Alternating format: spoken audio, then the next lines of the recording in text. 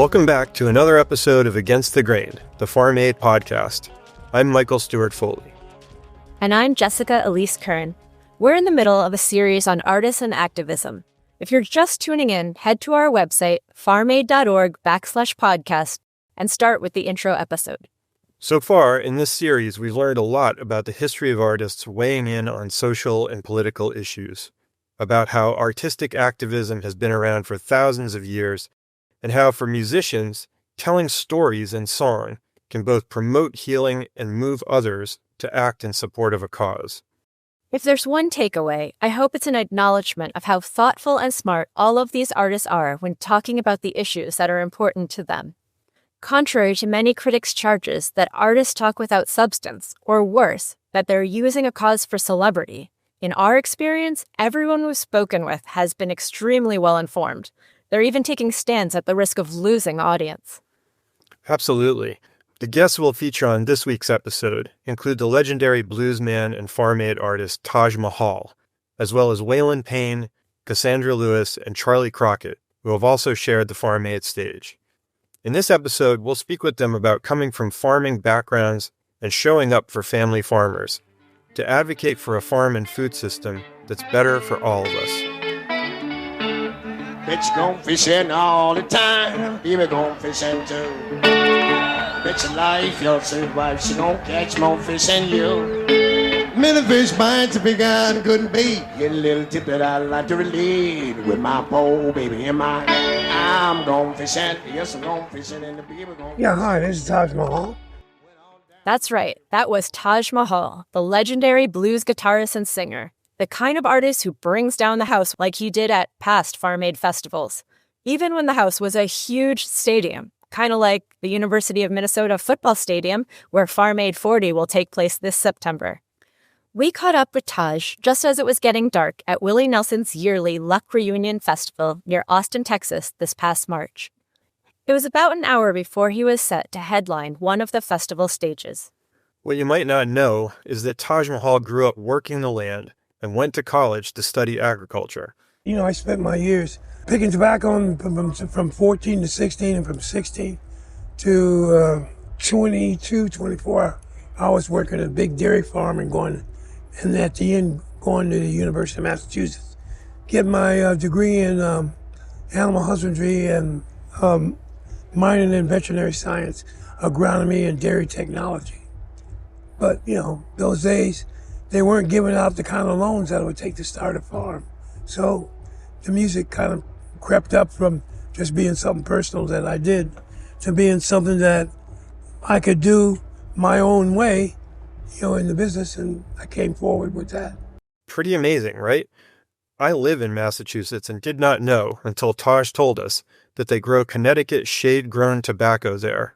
That's the broadleaf tobacco used as cigar wrappers. Not only did I not know about that, but then I asked a dumb question. So you would have preferred to be a farmer before you were a musician? Oh, no, I would have been a musician anyway. Right. Okay. But farming... For a living? Yeah. I mean, you know, it's separated here. In Africa, we don't separate it. Music, you know, it's like when I was in Africa in 79, we did 13 countries. But the thing is that when you said to an African, they say to you, "What do you do, my brother?" And you say, I play music. And they say, "Yes, but what do you do?" So then I said, "I'm a farmer." "Oh, no problem." But they don't, it's like music is like breathing in that environment. You know, here it's a commodity because somebody's making a lot of money off of it. Music is like breathing. I love that. And for Taj, that kind of breathing means lifting up and supporting the folks doing activist work. Here's how Taj replied when we asked if he considers himself a political artist. Yeah, and in the sense that the music that I'm doing, who I am, and where I came along in this whole thing, and continue to make it happen, that's a political act. You know, I provide 100% of, music for people who are responsible and accountable. And they need a place to go to hear some stories and some music to lift their spirit. That's where I am. And that to me, that's, you know, am I going to be running around with a placard? No. But that's a political move as far as I'm concerned. Because a lot of people spend at least 50%, sometimes 60% of their time railing against what it is they don't like. But, it's like, okay, so we all come out, we all put up a bunch of signs, we all holler, the police come and say, go home. And that's the end of it. No, you have to do something in your life. So in my life, I provide, relief from all of that stuff. It's like, yeah, okay. When you come to listen to what I'm doing, you go like, wow, how many years that guy's been around 60 years doing that. And it's not backed off I have not backed off the accelerator pedal. And one of the ways Taj has shown up politically has been in support of farmers. As a guy who has worked the land himself and studied agriculture in college, he knows better than most the kind of odds family farmers are up against. I've always been a supporter of the family farm and the small farmer. You can't talk about the land of the free and then corporate agriculture is like running the people out of business. It's like, why can't you make room for them? Why does it always have to be that kind of thing as that? But yeah, and then when Willie got involved in Farm Aid and talked about the same kind of things that I was thinking about, and then some, and it was an inclusive situation because I met the Federation of Southern Cooperatives here. The Federation of Southern Cooperatives, which Farm Aid has worked closely with over the past 40 years, is an association of Black farmers, landowners, and cooperatives that grew out of the civil rights movement. It's kind of amazing that Taj met the Federation of Southern Cooperatives at Farm Aid.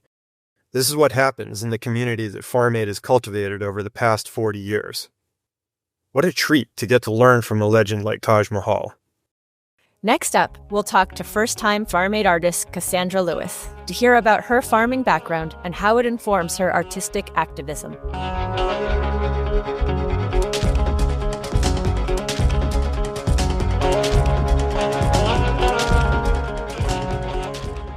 If you're a farmer, Farm Aid is here for you. Our Farmer Resource Network offers many ways for you to connect. Our goal is to link you up with helpful services, resources, and opportunities specific to your individual needs. Our hotline operators, who speak both English and Spanish, are available at 1-800-FARM-AID. That's 1-800-327-6243, or can be reached online at farmaid.org/podcast.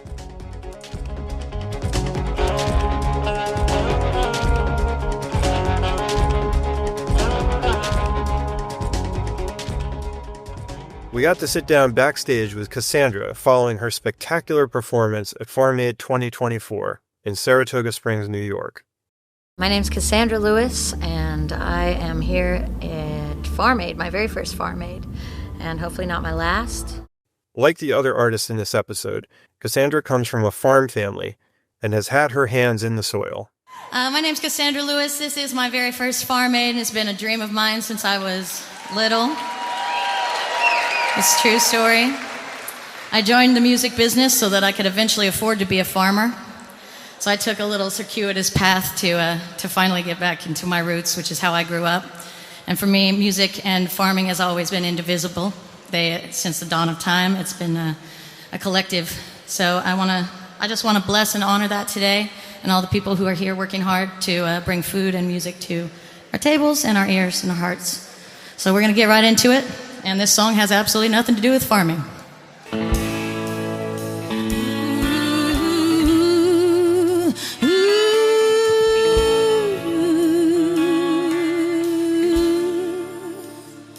Don't need too much from you.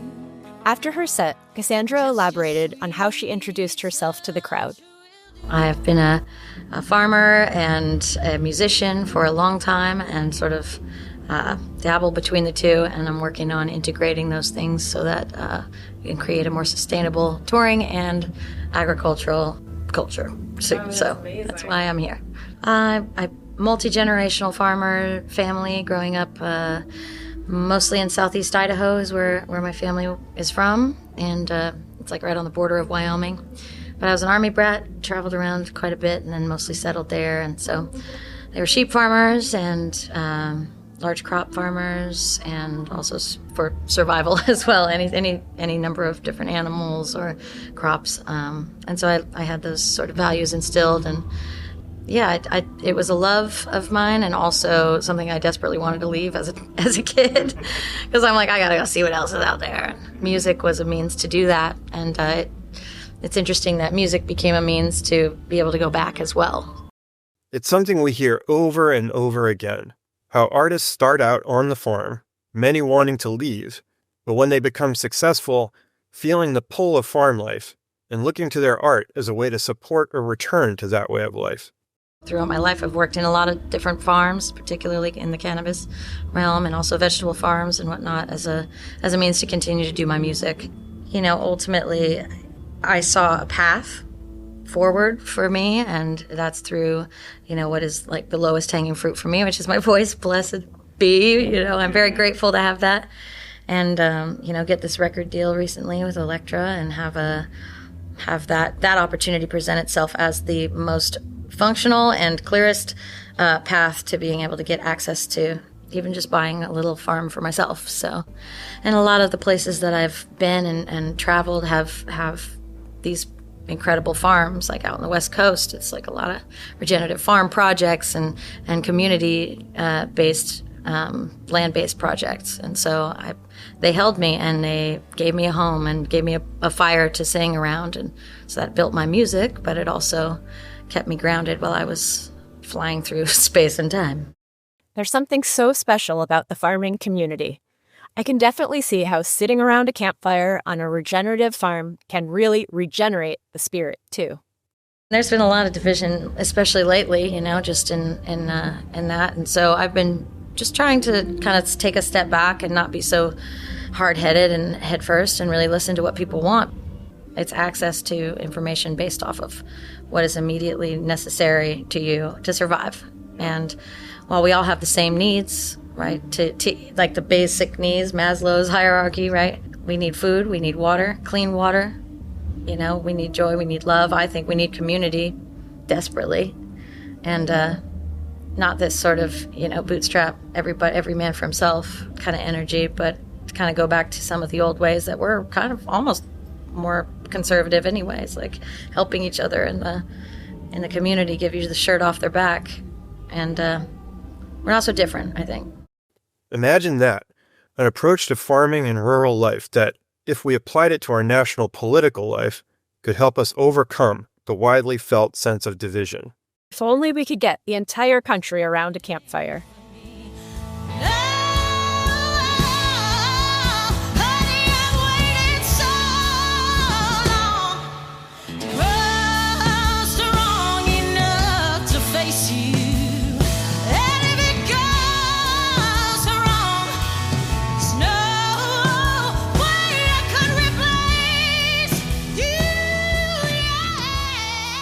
When we come back, we'll talk to Waylon Payne, another farm kid turned musician, on this Artists and Activism series of Against the Grain.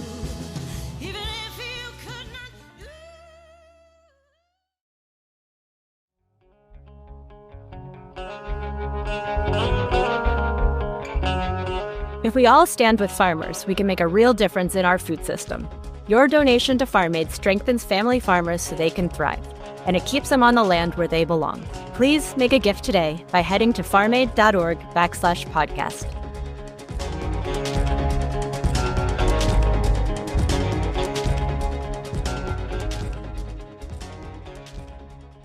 Hi, my name is Waylon Payne, and I'm a country music singing sensation.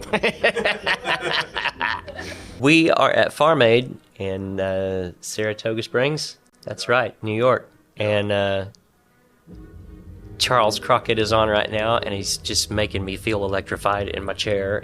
It's true. We conducted most of our Farm Aid 2024 interviews in a room just above the stage, so we not only could hear the music, but sometimes feel it vibrating through the building. I am so glad that I'm here. Thank God I'm in Willie's band, so this is my second one that I'm able to participate in, and it makes me feel good. It brings a lot to my mind. In fact, Waylon's connection to Farm Aid goes back even further because his dad, Jody Payne, was Willie's lead guitarist from the early 1970s till about 2008. We'll talk to Waylon about seeing some of the early Farm Aid festivals as a teen from backstage, and also about his father's side of the family legacy in upcoming episodes. But right now, here's Waylon talking about growing up with the other side of his country music family. His mom was the great country music singer Sammy Smith. Thinking back to my childhood and our family farm in Oklahoma, that was my aunt and uncle's parents, so they were like my grandparents. They raised me, We all lived on family gardens. That was what we did. And I was kind of wanting to call my sister, Belinda, and ask her, what made us stop? Was it convenience of gentrification? Was it breakup and the dispersal of the family? Because it always was a very harvest time, the garden time, was always a family participation at our homestead in Marietta, Oklahoma. At the fall crop and the spring crop, summer crop, there were canning parties. We lived on that food that we grew for years. We had a storm cellar because it was the Dust Bowl and the Tornado Alley of Oklahoma. That thing was stocked with all of our food that we ate. I mean, it was just what we did. We were talking quarts and quarts of food, from potatoes to beans to corn to anything you wanted, we had. We had a steady supply of potatoes because we knew how to preserve them in the garage. You know what I mean? It's a lost art, and it makes me very, very sad. Between Waylon and Cassandra Lewis, I'm sensing a theme.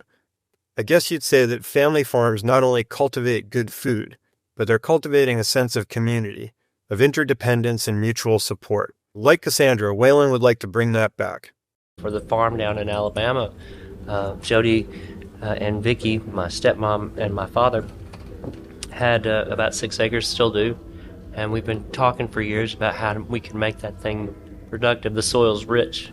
Jody, before he died, we brought in a couple of gardens, and they were wonderful. It changed my attitude about sweet potatoes. I'd never liked them before, but I grew my own, and I loved them. And there was something really, really healing and healthy about being hands in that soil, because nothing else mattered. And I was so proud of that garden.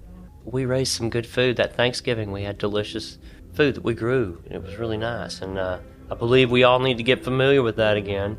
As Waylon spoke, you can tell he got more and more animated as his vision of farm life morphed into self-reflection on what more he could do to support family farmers. Since I'm in the band now and part of the family, I've been a part of the family for a while, but I think I'm just going to need to go ahead and play my part a little more serious, because I love what you do, Willie, John, Dave, Neil, and Margot. It's a good thing. So Waylon Payne says he'll be here to do whatever you need. You gotta love Waylon. You won't want to miss him singing Help Me Make It Through the Night with Willie's band. Waylon sings it every night as homage to his mom, Sammy Smith, whose version was a hit in 1970. Catch both performances at www.farmaid.org/podcast, where you can listen to companion playlists for each episode. You may have heard Charley Crockett playing in the background there while we were talking to Waylon. After his set, he headed upstairs to our makeshift podcast studio above the stage and talked to us about his journey from farm to stage to advocating for farmers. Hello, I'm Charley Crockett, here at Farm Aid 24. Well, Farm Aid's one of those things that I can remember it being a thing even when I was a little boy, because when Willie got it going and Neil and all them were getting, and they could get everybody between them, they could get everybody to show up. I guess it's one of those things that I never imagined that I would grow up and get invited to be a part of. It don't matter what time you play at this thing, just having an opportunity to get invited is, be here at the dance is enough. This was Charley's second Farm Aid Festival, having first played at the 2022 show in Raleigh, North Carolina. And like Taj Mahal, Cassandra Lewis, and Wayan Payne, Charley comes out of a farm family and worked in the fields himself. Family-wise, on my mama's side, her father, my grandfather, my Papa John, they were all sugar beet farmers from eastern Colorado, actually.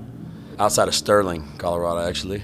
My grandfather on the Crockett side was a long-time rancher. But my experience with farming came after I ended up hoboing and, turned into a transient and playing on street corners around America. I found my way into, I guess, being basically a migrant seasonal worker in the Pacific Northwest. and ganja. And I've been telling folks this all day. My mother was born in Denver, but she was raised partially in the Bay Area. And then before her mama moved her back to Oklahoma, where she was from, rural Oklahoma. And then they come back down to Texas. And that's how, I came to be. And my daddy and them on the Crockett side, they're a bunch of generations back of Texans. That bunch of generations of Texans goes back at least to Davy Crockett, one of the famed heroes who gave his life at the Battle of the Alamo. Charley got firsthand experience farming, not in Texas, but north of San Francisco. I was enamored by the idea of Northern California because the way my mama spoke about it as I was a child. It sounded to me, based on her love for it, that if Big Rock Candy Mountain existed, it was up there. And so when I started hitchhiking and hoboing, and I got a chance to get out there, I took that chance, and I was just trying to get to Mendocino County. And when I got up there, what I found was a culture of grape growers, of old school horse ranches, people raising cattle, goats. Everybody in that county ate the eggs from their chickens on their land. I'd never seen anything quite like that. We knew that our grandparents did that and saw that from a distance, but we sure as hell didn't have that. What Charley discovered was a community of small family farms, growing all sorts of crops and raising livestock. I mean, people were raising pigs, growing weed, had a few grapes, doing their own vegetable gardens, doing cover crops, rotating crops, doing all that stuff, using organic compost, talking about mycorrhizal in the soil, all this stuff that I'd never heard anything about, and the folks that I was around, and I've never been a good farmer, but I got pretty broad shoulders and I can move dirt pretty good. Yeah. Didn't mind working all day. And it was like, all you could eat, all you could smoke. If you held up your end of the deal. And these farmers liked my music. They were the first people that ever looked at me in the eye and valued what I did with a guitar as something that you could exchange, as an American, I guess. Well, Texan first. Yeah, something about those California farmers and supporting the music of both Cassandra Lewis and Charley Crockett. This approach to farming resonated with Charley, more than school did, and certainly more than the kind of farming he saw growing up in Texas. Where I'm from in South Texas, we lived in these little trailers, and it's surrounded by agriculture. It's nothing but sugar cane and cotton and grapefruit. But by that time, I was born in '84, but even as a young kid, all that work was being done by machines, and what maybe a generation previously, a farm that took 20 to 60 people to run, they could do it with 4 or 5 people, even by that time, with the machinery and all that. It's interesting to be born in the 80s in a rural area where all that agriculture is around you. And my daddy worked on shrimp boats and poured concrete and stuff, but I was right in the middle of it, but also disconnected from it. So you can see why the approach to farming that Charley encountered in Mendocino might be more appealing. These days, Charley's both committed to supporting Farm Aid and dreams of getting back to a farm life for himself one day. I mean, I look out the window on my bus all year round, and it's nothing but agriculture out there. It's all cotton, cattle, both dairy and meat cattle, and then in them same fields of cotton, endless cotton, are all the pump jacks, all the natural gas wells, and even beyond that is all are now the windmills, the turbines. Part of me would love to be doing something in agriculture instead of what I'm doing, but that's not my place, and I'm thinking about with Bob Dylan, offhanded comment that he made that started Willie on this whole path. Naturally, this got us talking about Farm Aid and the challenges artists face when they want to step into the political arena, lobbying for change. Charley said he was thinking about this during that morning's Farm Aid press event. What I think is I'm looking at Willie this morning out there, and he's not doing the talking because Willie built the platform. He built the platform, and he continues to provide the platform because Willie realized what he is best at. He realized what his most important contribution is, and he never forgot that. Because even where I'm at right now with all the different business people and all the different political factions and all of that, I'm not trying to walk the line and appease everybody. It's that the things that I believe, if I want that to really be a reality, if I want to have some kind of impact, the most important thing I can do is not let anybody knock me off the road that I'm on, you know? And if I start choosing sides too early in this landscape, they'll just take me down. And it is all in my songs, if people want to know. It's all there, you know? And that's what I was realizing looking at Willie. If I want to see some of the changes that I believe in, what I'm doing right now on stage is my best chance at pulling anything off, I think. It's so easy to forget that in the entertainment industry. They say, come over here and back these guys. Come over here and endorse this product. Here's this $500,000 for this whiskey. Might cost you $5 million in authenticity, but don't worry about that. I'm not on the left, I'm not on the right, I'm on the road. And that's a dangerous place. It's a dangerous place. You didn't hear it from me, but they can't stand it when you're free. Your chick ain't never coming in. I've always loved the game I came with. That's Charley Crockett playing Game I Can't Win, a song about the very issue we were just discussing with him at Farm Aid 2024 in Saratoga Springs. You can imagine it could be tough sticking to artistic authenticity when corporations are offering huge sums of money to endorse this product or that thing. Making a living as an artist is challenging, especially for those who came from rough beginnings. So do you stay true to your art and your community and the causes you care about, or do you cash in? The temptation has to weigh heavily at times. In our next episode, we talk to several artists who try to lead with compassion and humanity, just trying to get people to be kind and decent to one another, and have caught flack for it. I want everybody at my shows to dance with who they want to and dress how they want to and feel welcome and feel safe. That was Emily Nenny. We talked to her as well as Allison Russell, Grace Bowers, and Dylan LeBlanc in the next episode of Against the Grain.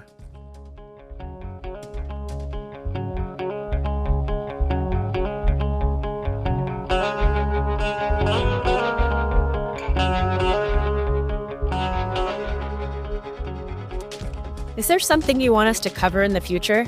Send us an email or drop a comment. You can email us at podcast@farmaid.org and find us on social media, which is @farmaid on Instagram, Facebook, Threads, and now on Blue Sky. And don't forget YouTube, where you can watch almost 40 years of performances and other content. Let your friends know about Against the Grain. We're beyond grateful when you listen, share, like, and subscribe to this podcast. Against the Grain was written and produced by us, with sound editing by Endhouse Media and direction from Dawn Sorokin.